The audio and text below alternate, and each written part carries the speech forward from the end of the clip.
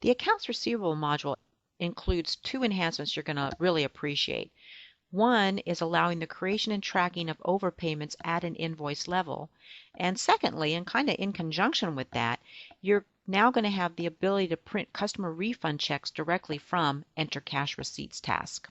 So let's talk about overpaid invoices, which thus result in negative invoices. Now the system will allow you to do that if you choose to.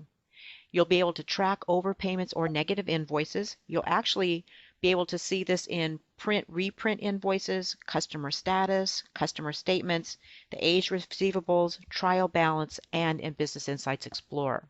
This is going to be great for when a customer pays more than what the invoice balance is. If a customer has many invoices with a negative balance, you can actually consolidate them into a single refund. Negative balances can also be treated like a credit memo. An invoice is closed if the balance is zero and there is a close date. All of this capability will be controlled in the AR options by selecting Allow Invoice Overpayment. So what if you have a customer who has an overpayment? Now you're going to have the ability to easily do a customer refund.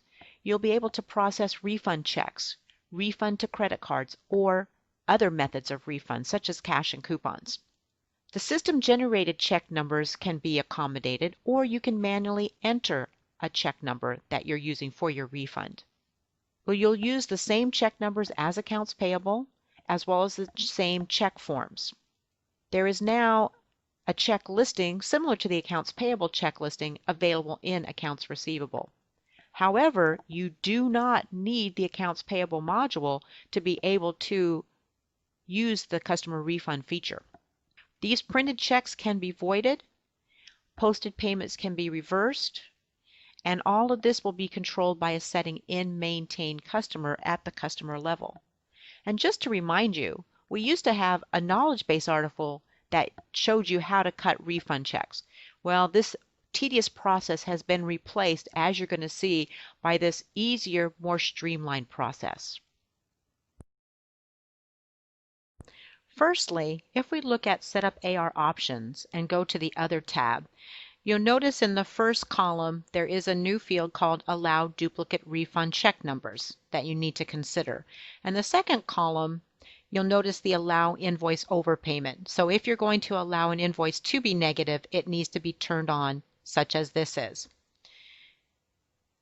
Now, under Maintain Customer Classes, we can also default Allow Customer Refunds because the allowing of a customer refund is on the customer basis. So I could set that up at the class level and have it default. I also would set it up at the customer. So here you can see I've got a customer, my A1 customer, who is allowed refunds. You'll also notice that they do have a default payment terms that has a discount. And if I go back to my defaults and look at my customer Abbott and look at their defaults, notice that they do not allow refunds. So we need to think about those settings. Now for each of these, I have created 3 separate invoices for Abbott and 3 separate invoices for A1 customer. And you'll notice if they pay within a certain time frame, they do get a discount.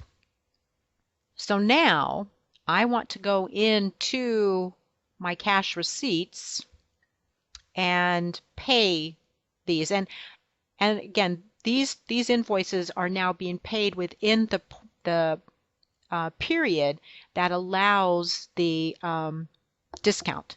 So I'm going to come into my Enter Cash Receipts, and I'll say I'm selecting a customer payment from A1 customer,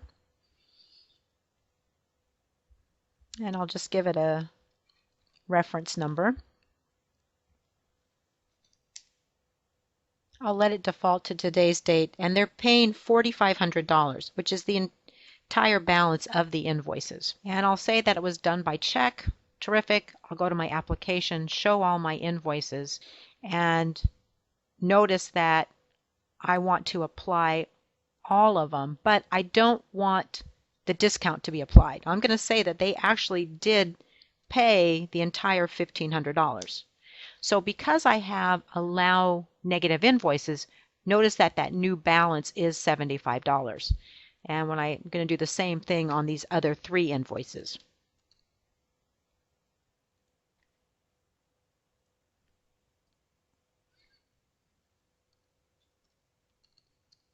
So they've overpaid their invoices. And you can see I've got a message that the applications exceed the invoice balance, warning me about that case. But I'm going to let this go. Now I also had that customer Abbott who had the same kind of scenario. So let's go ahead and accept a payment from them. And we'll give them some kind of a check reference. Apply the payment for the entire amount of the discount. We'll also say this is a check and do the same thing as far as applications. And I'm going to overpay all of these so that there will be a resulting negative balance. And of course, I'm going to get that message. And in order to do this, the field has to be activated to allow an overpayment.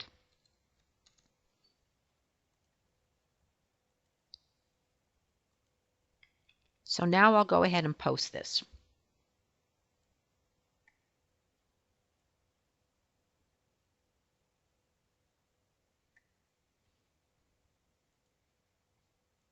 Now there's a lot of places that this will display as mentioned earlier, and I'm just going to go into customer status to quickly look at what we see on each of these customers.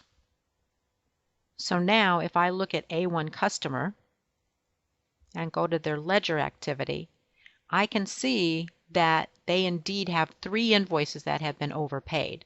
And similarly, if I go to Abbott, I can see these 3 invoices that have been overpaid.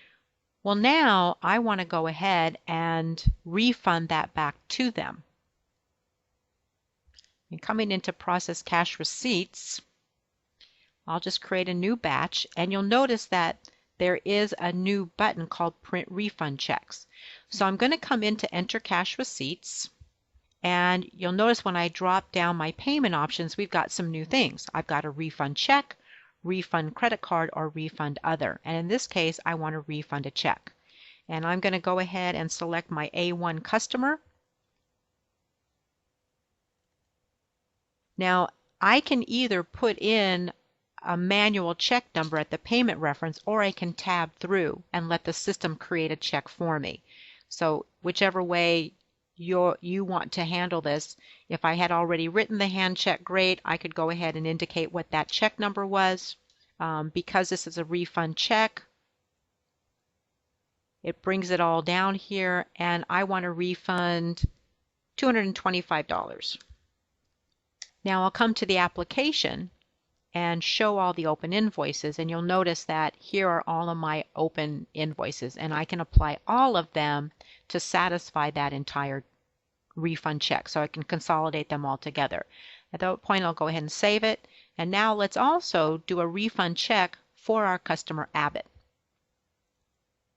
And you'll notice that refunds are not allowed for this customer, so I don't have this functionality.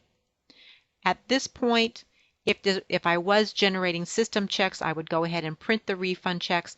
Otherwise, I would just go through my normal posting routine.